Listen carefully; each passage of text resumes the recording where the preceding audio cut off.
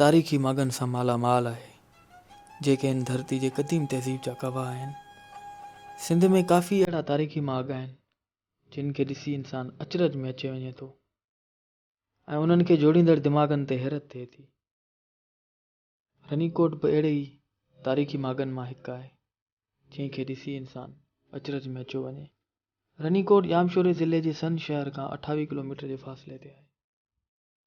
जॾहिं असां सन खां रनीकोट ॾांहुं वञूं था त रनीकोट जो मुख्य दरवाज़ो सन गेट अचे थो, जिते ॿिन्ही पासनि खां वॾा मोर्चा जुड़ियल आहिनि। सन दर खां अंदरि वेंदे रस्ते ते चौकीदारनि लाइ कोठियूं ठहियल आहिनि ऐं बाद में अंदरि वञण लाइ हिकु महिराबी दर ठहियल आहे। सन दर खां ॾखण तरफ़ दीवार जबल ते चढ़ंदी वञे थी।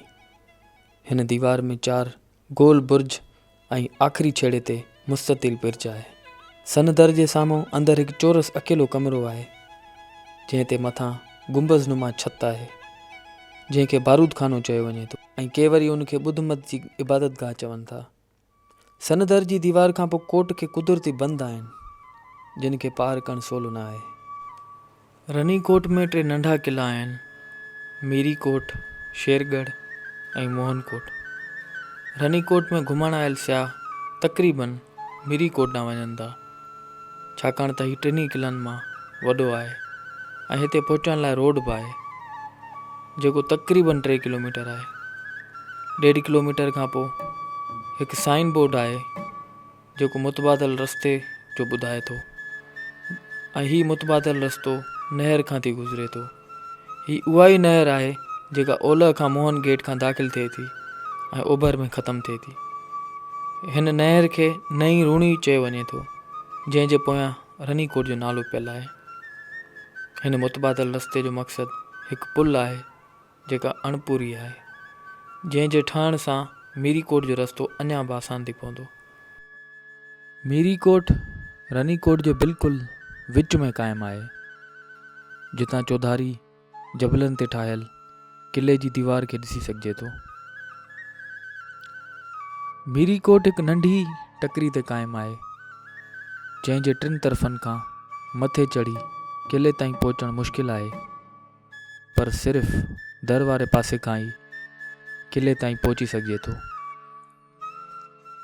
हिन किले जी अॾावत मां लॻे थो त हीउ शाही रहाइश लाइ इस्तेमालु थींदो हुयो। हिन जे दीवारुनि ते जेको ख़ूबसूरत चिटसाली जो कमु थियल आहे, उहो ज़ाहिर करे थो त हिते कंहिं हाकिम या सिपह सालार जी रहाइश हुई। के वरी इहो बि चवनि था त हिते फ़ौजी छावणी हुई। मीरीकोट जे चौधारी ॾिनल दीवार जी ड्रैग 1434 फुट आहे।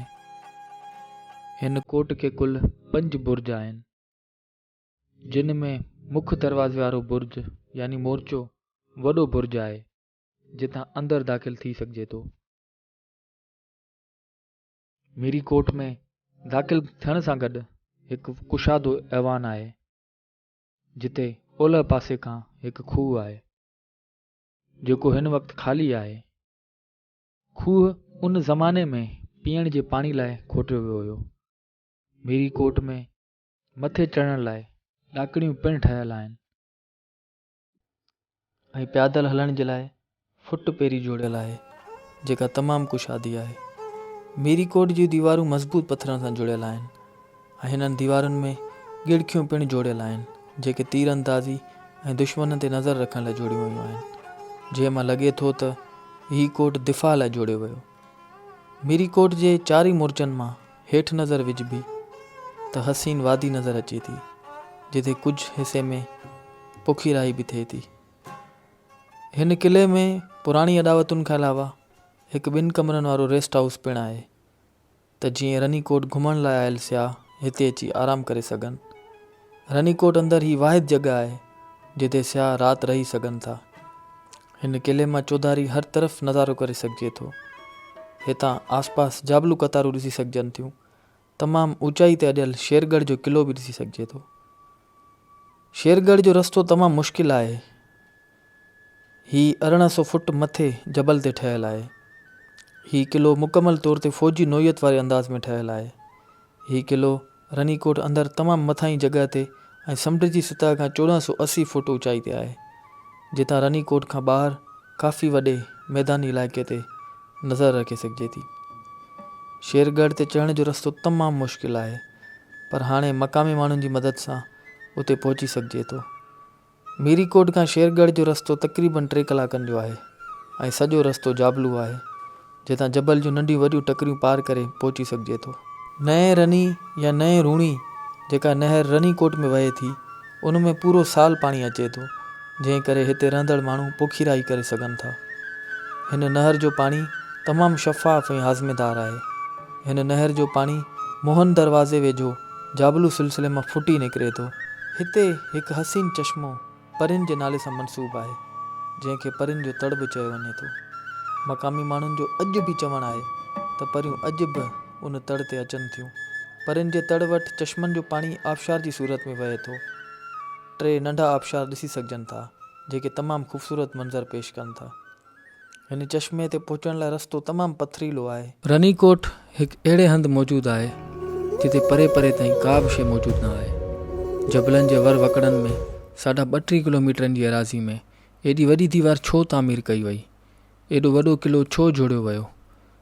जॾहिं असां हिकु मक़ामी रहाकू खां पुछियो त हुन हीअं ॿुधायो। तव्हांखे थोरो घणो जेको मूंखे ॼाण आहे तव्हांखे ॿुधाईंदुसि त हिते सेमिनार बि थी चुका आहिनि, स्कॉलर हज़रात गॾु थिया आहिनि, बाक़ाइदे बहसो मुबाहिसो थियो आहे, मुख़्तलिफ़ राय आहिनि। असल में छा आहे, जो प्रॉपर हिस्ट्री न आहे हिते। क़िले मंझां का शइ, का अहिड़ी निशानी, को लोह, का काठी नाहे मिली जंहिं मां को सबूत मिले। त स्कॉलरनि जो माना चवणु आहे त कुझु माण्हू चवनि था त ईरानियुनि ठाहियो आहे। अक्सरियत जी राय आहे त मीर करम अली ठाहिरायो आहे 1712 में। इन में बि इख़्तिलाफ़ आहे। कुझु माण्हू चवनि था रोमियुनि ठाहियो आहे, पर सभिनी सां इख़्तिलाफ़ आहे। कुझु माण्हू अहिड़ा आहिनि, उहे चवनि था त हिकिड़ो ईरानी शहनशाह हुयो साइरस आज़म, उन ठाहिरायो आहे 540 साल क़ब्ल मसीह। इहो हिकिड़ो अंदाज़ो वञी निकितो आहे। त तारीख़ जे हवाले खां एतिरो ई तव्हांखे ॿुधाईंदुसि। बाक़ी असां गबोल आहियूं हिते रनीकोट मंझि तक़रीबन 40-45 घर असांजा आहिनि हिते। इहो पाणीअ जो जेको चश्मा आहिनि, उन्हनि ते वाही असां कढी आहे असांजे बंद ॾाढनि।